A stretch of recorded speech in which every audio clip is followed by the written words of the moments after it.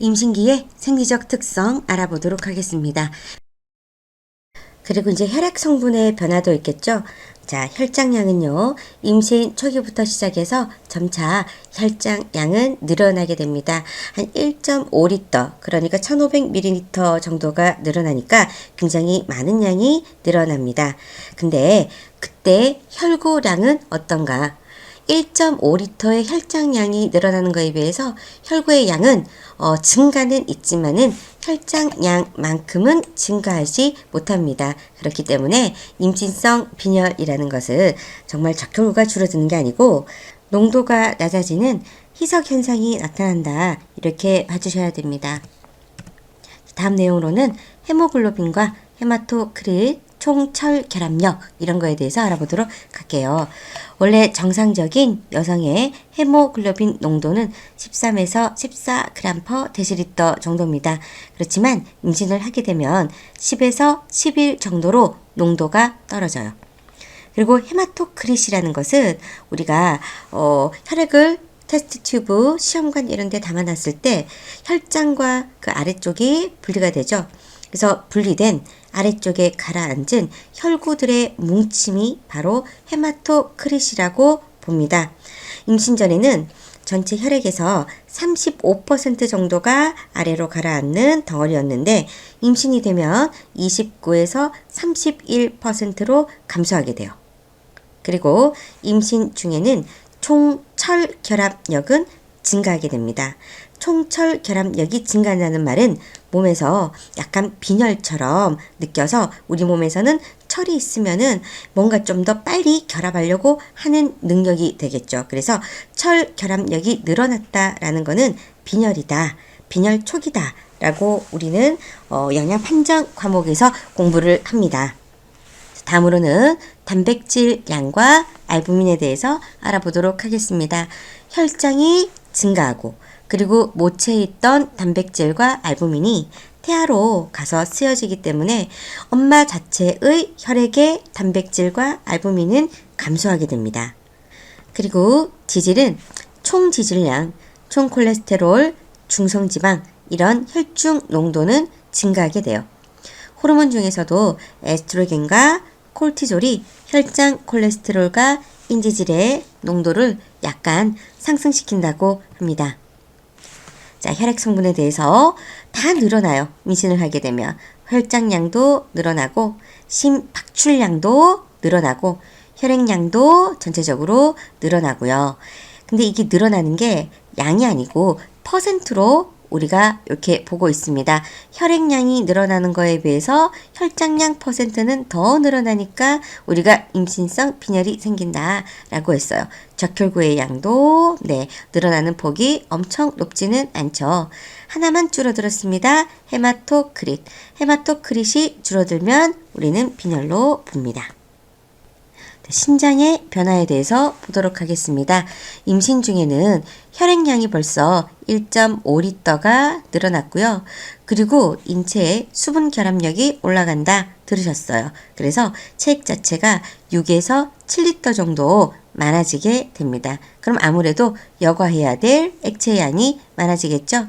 그래서 임신 초기에는 소변량이 증가할 수 있고요.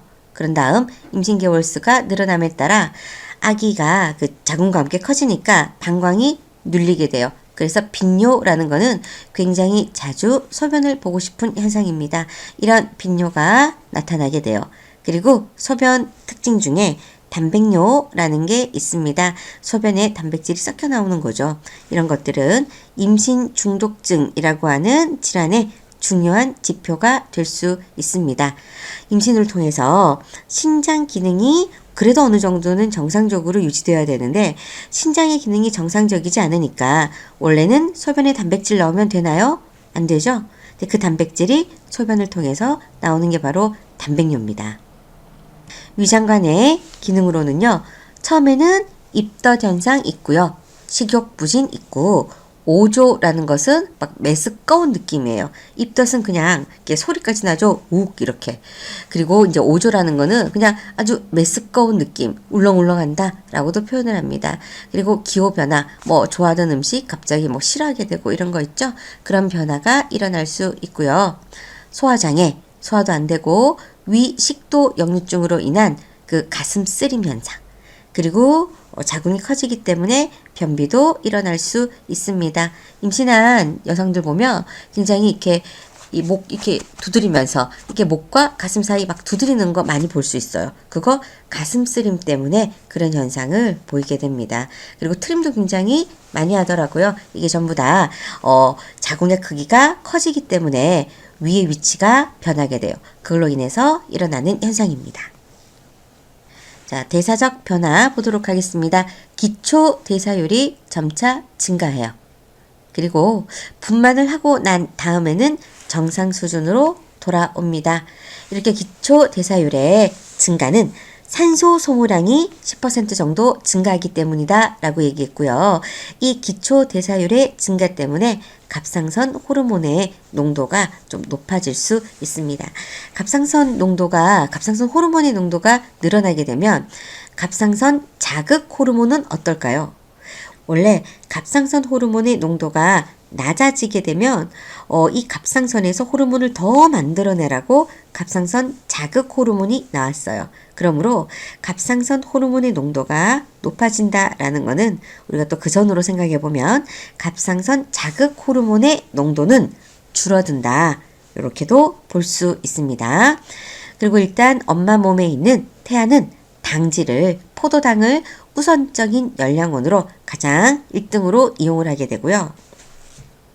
그렇게 되었을 때 포도당이 여유가 있다면 엄마도 포도당을 쓰겠지만 그렇지 못한다면 지방산이나 케톤을 열량원으로 이용하기도 합니다. 이 표는 임신 후기의 정상적인 임산부와 그리고 임신을 하지 않은 정상적인 일반 여성의 직후 혈장 포도당과 인슐린 농도에 관한 표입니다. 혈장 포도당을 한번 보도록 할게요. 임신을 하게 되면 혈장의 포도당 농도가 많이 올라가는 것을 볼 수가 있습니다.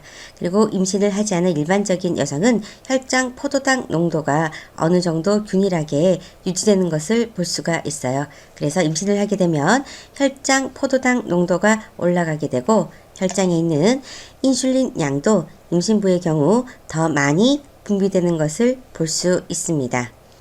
이렇게 혈장 인슐린의 농도가 높아진다라고 하는 것은 바로 인슐린 저항성이 높아진다라는 의미도 될 수 있습니다. 그래서 임신을 하게 되면 인슐린 저항성이 높아지게 되죠.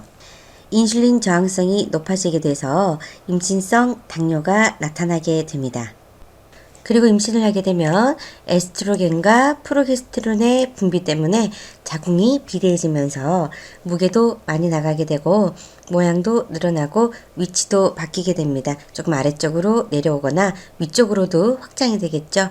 그렇게 되고 자궁의 근벽은 강해지고 탄력성이 생기게 됩니다. 유방은 임신이 되게 되면 에스트로겐과 프로게스테론의 영향을 받아서 크기가 계속 커져요. 그리고 유방 주변에는 몽고메리선이라고 하는 소결절이 생기게 됩니다.